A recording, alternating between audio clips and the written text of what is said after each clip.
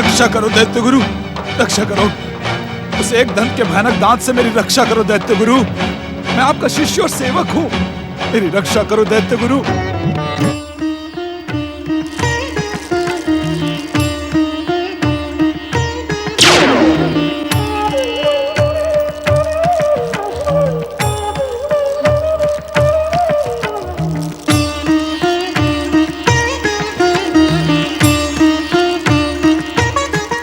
पुत्र इंद्र, उठो पुत्र, पुत्र। वरदानी तारक पुत्रों, ये सब हमारे भयानक शत्रु हैं। इन्हें जीवित रहने का अवसर ना दो, इन्हें समाप्त कर दो। जाओ।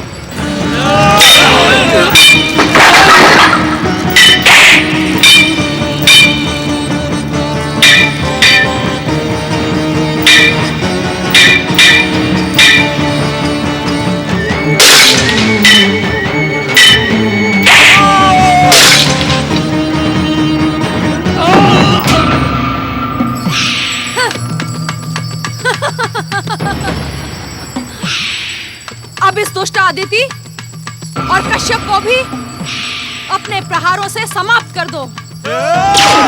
सावधान, सावधान।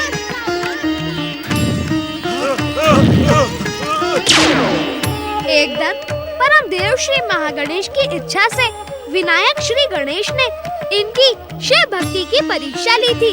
विनायक के प्रलोभन से उन्मत्त होकर तारक पुत्र अब रजतपुर से बाहर निकलकर पथभ्रष्ट और अत्याचारी हो गए हैं। काल इनके सिर पर मंडरा रहा है। इनका अंत इनके त्रिपुरों में ही होगा। इन्हें पुनः त्रिपुरों में बंदी बनाना होगा। ओम गं गणपतये नमः। ओम गं गणपतये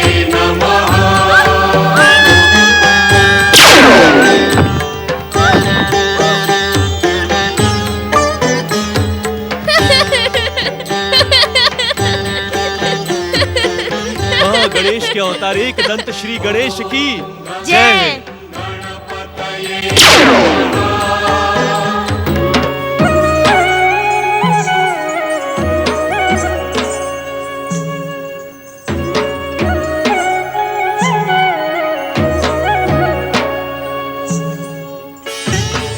पति परमेश्वराय नमो नमः। माता, क्या आप जानती हैं एक दंत और गजानन कहाँ हैं? वे अब तक लौटे क्यों नहीं? एक दंत और गजानन के विषय में पूछकर अपनी चतुराई ना दिखाओ मंगल मूर्ति। वे दोनों कहाँ हैं, ये तुम मुझसे अधिक जानते हो। माता से अधिक पुत्र जानता है? न माता, यह सत्य नहीं है। सत्य कैसे नहीं? तुम सबके विषय में जानने के लिए मुझे अपनी दिव्य दृष्टि का प्रयोग करना पड़ता है, परंतु तुम इच्छा मात्र से एक दूसरे से संवाद कर लेते हो। एक दूसरे के मन की बातों का ज्ञान भी तुम्हें रहता है। फिर मैं अधिक जानती हूँ अथवा तुम? जानती तो आप ही अधिक है माता, क्योंकि मैं तो आपका पुत्र हूँ ना। मैं जो कुछ भी जानता हूँ वह आपकी कृपा का परिणाम है। ओम नमः शिवाय। हे आशुतोष भगवान शिव शंकर, हम आपसे एक विशेष प्रार्थना करने के लिए उपस्थित हुए हैं। हे विश्वनाथ, अपने विश्व की रक्षा के लिए अपनी ध्यान समाधि को विराम दे। हर हर महादेव। आंखें खोले परमेश्वर। देवादिदेव अपने संसार की रक्षा करें। सृष्टि के रचनाकार ब्रह्मदेव, पालनहार श्री हरि विष्णु और देव ऋषि नारद, आपका कैलाश पर स्वागत है। महादेव, तारकासुर की भांति ही तीनों तारक पुत्रों को उनकी तपस्या के कारण हम वरदान देने के लिए विवश थे। ब्रह्मदेव से वरदान प्राप्त करके उन दुष्टों ने वरदान का दुरुपयोग किया है। पहले वे अपने जीवन की रक्षा के लिए शिव भक्ति का ढोंग करते रहे, परंतु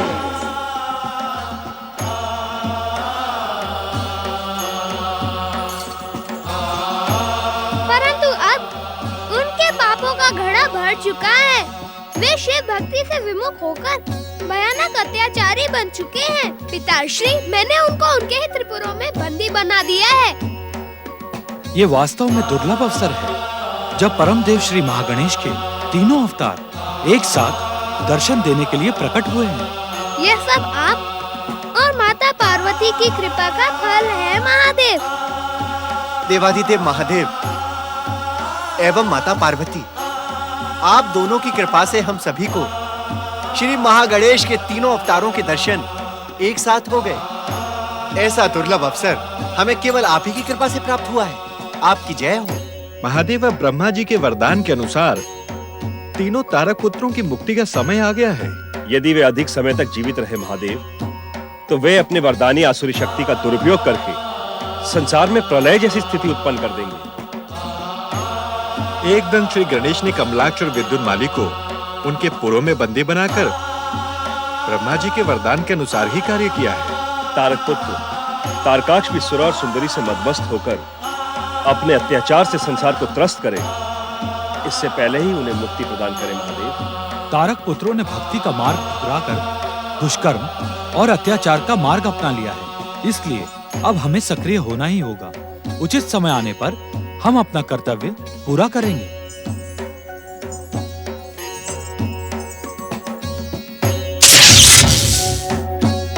आपकी जिज्ञासा का अभी भी अंत नहीं हुआ देव ऋषि?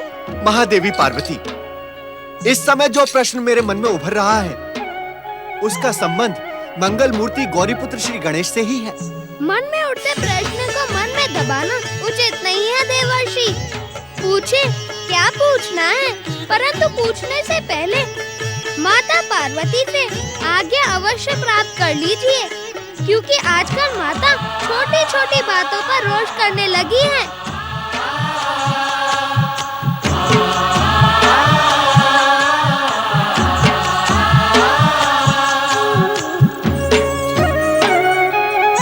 माता तो चली गई देवर्षि, अब आप निसंकोच पूछिए क्या पूछना है।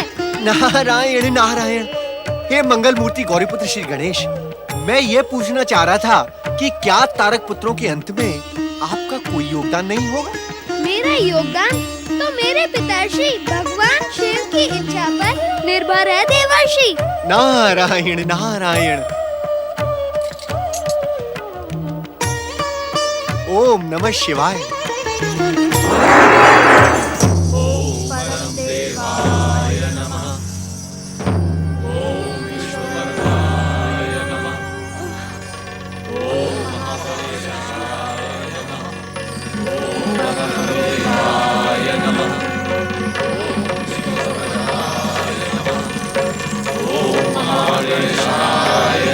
वरदानी कमलाक्ष, वरदानी विद्युन्माली, कहाँ हो तुम दोनों? तुमने इन दुष्ट दैत्य शत्रुओं को दंडित क्यों नहीं किया? शीघ्र ही मेरे समीप प्रकट हो। नारायण नारायण। दैत्य माता दीदी, अब आप तारक पुत्रों को चाहे जितना पुकार लें, किंतु वे अभागे कभी नहीं लौटेंगे। मेरे साथ परिहास करने की भूल ना कर नारद। परिहास? अरे मैं परिहास नहीं कर रहा हूँ दैत्य माता दीदी, मैं सत्य कह रहा हूँ। तारक पुत्र इस संसार में अब कुछ ही समय के अतिथि हैं, ये समझ लीजिएगा। आपने उन्हें उकसाया, अत्याचारों के लिए प्रेरित किया, उन्हें दुष्कर्मी बनाया। तारक पुत्रों ने जो कुछ भी किया वो उचित था। उस सुंदर बालक ने भी उनके कार्य का समर्थन किया था। नारायण नारायण। दैत्य माता दीदी, वो सुंदर बालक उनकी शिव भक्ति की परीक्षा लेने के लिए आया था। स्वार्थ के कारण तारक पुत्र अपनी परीक्षा में असफल सिद्ध हुए। अब आप ये समझ लीजिएगा कि तारक पुत्रों की मृत्यु भगवान शिव के हाथों सुनिश्चित है। नारायण नारायण। मैं जानती हूँ देवर्षि, आपका कथन इस संसार में सत्य का प्रमाण है। अब इतना बता दीजिए कि वो तारक पुत्र कहाँ हैं? नारायण नारायण। दैत्य माता दीदी, एक दिन श्री गणेश ने तारक पुत्रों को उन्हीं के त्रिपुरों में बंदी बना दिया है। वहां से निकलने के लिए उनकी आसुरी और वरदानी शक्तियां असफल सिद्ध हो चुकी हैं। देवर्षि, क्या मैं उनके समीप नहीं जा सकती? नारायण नारायण। दैत्य माता दीदी, उनके समीप पहुंचना कदाचित असंभव है, किंतु हाँ, यदि आप इस असंभव को संभव बनाना चाहें, तो मैं आपको एक परामर्श दे सकता हूँ। देवर्षि, उन तारक पुत्रों की जीवन रक्षा के अतिरिक्त इस अभागन दैत्य माता दीति को और कुछ नहीं चाहिए। मैं आपको वचन देती हूँ कि उनकी जीवन रक्षा के लिए आप मुझे जो भी उपाय बताएंगे, मैं उसका पालन करूंगी। नारायण नारायण। वचन देने से पहले तनिक विचार तो कर लिया होता दैत्य माता। किसी भी विचार से अधिक मूल्यवान है तारक पुत्रों के जीवन की रक्षा। मुझे शीघ्र बताएं देवर्षि कि मुझे क्या करना होगा। दैत्य माता दीदी, परम देव श्री महागणेश की कृपा हर असंभव को संभव बना देती है। आप अपनी बहन देव माता अदिति के साथ मिलकर, पति ऋषि कश्यप के साथ मिलकर परम देव श्री महागणेश की आराधना करें। वे अवश्य ही आप पर कृपा करेंगे। देवर्षि, अपने वचन का पालन करें दैत्य माता। नारायण नारायण। आपकी मनोकामना पूर्ण होगी। यदि आप चाहेंगी तो अपने पुत्र वधु वारांगी और पौत्र वधु शांबुकी के पास स्वर्ग पहुंच जाएंगी। आप देर ना करें दैत्य माता, शीघ्र ही परम देव श्री महागणेश की आराधना प्रारंभ करें। नारायण नारायण।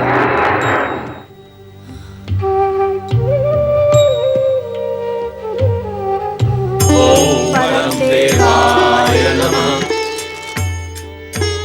ओम परम देवाय नमः। ओम विष्णुपदाय नमः। ओम महागणेशाय नमः। ओम परम देवाय नमः। ओम विष्णुपदाय नमः।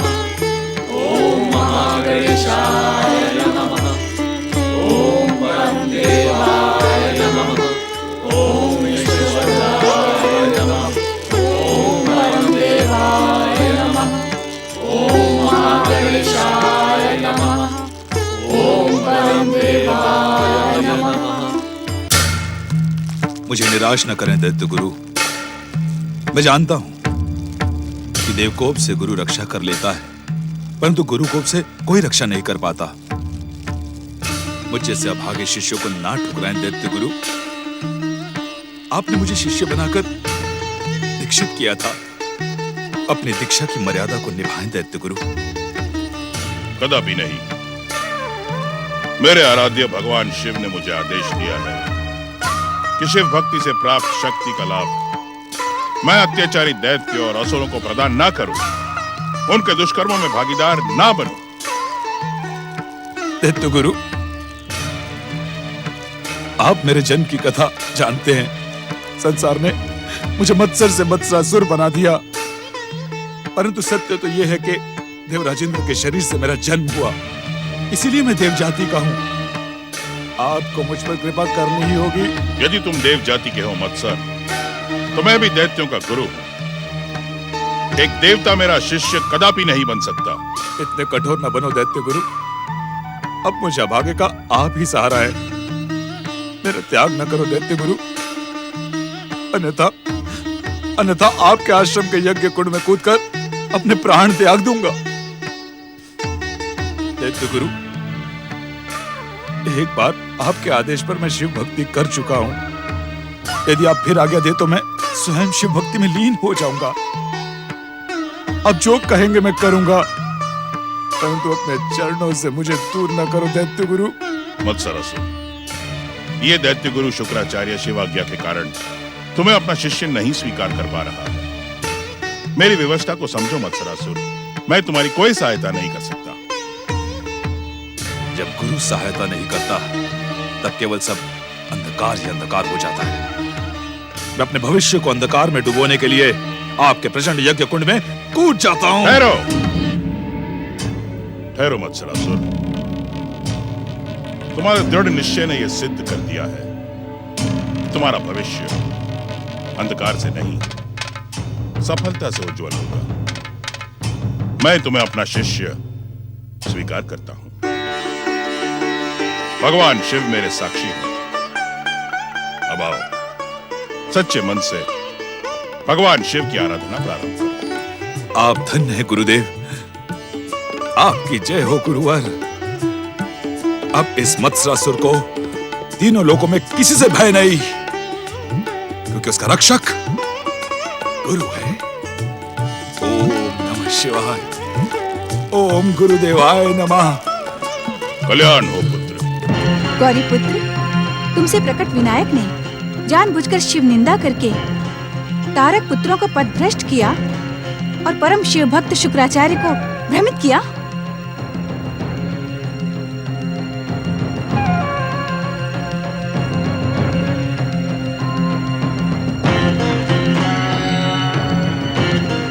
माता, मैं कुछ नहीं सुनना चाहती।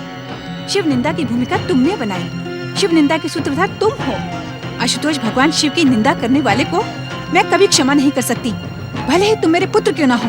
क्रोधित ना हो माता, मेरी बातों सुनो। तुम्हारी बातों की चतुराई से मैं भी भ्रमित हो जाऊंगी, इसीलिए मैं तुम्हें बोलने का अवसर नहीं दे रही। बोलने का अवसर नहीं देंगी तो हमें क्षमा कैसे करेंगी? तुम क्षमा के योग्य हो ही नहीं। तुम्हारे ही कारण पथभ्रष्ट होकर तारक पुत्र संसार पर अत्याचार करने लगे। शिव भक्ति में लगे मन को भ्रमित करना क्या उचित है? गजानन और एक दंत ने भी इस कार्य में तुम्हें सहयोग दिया। क्या शिव निंदा और एक भक्त को भ्रमित करना अग्र पूज्य श्री गणेश के लिए उचित है? ना तो हमने किसी को पथभ्रष्ट किया है और ना ही किसी को भ्रमित। मैं सत्य कह रहा हूँ माता। मैं तुम्हारे सत्य की चतुराई भली भांति जानती हूँ। दुख तो मुझे इस बात का है कि मेरे पुत्र किसी को पथभ्रष्ट और अत्याचारी बनाने का अशुभ कार्य कर रहे हैं।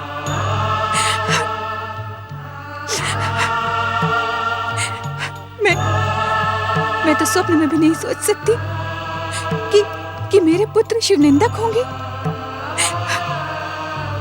शिव तो कल्याण है, शिव तो मंगल है, शिव तो शुभ है, शिव तो सुंदर है।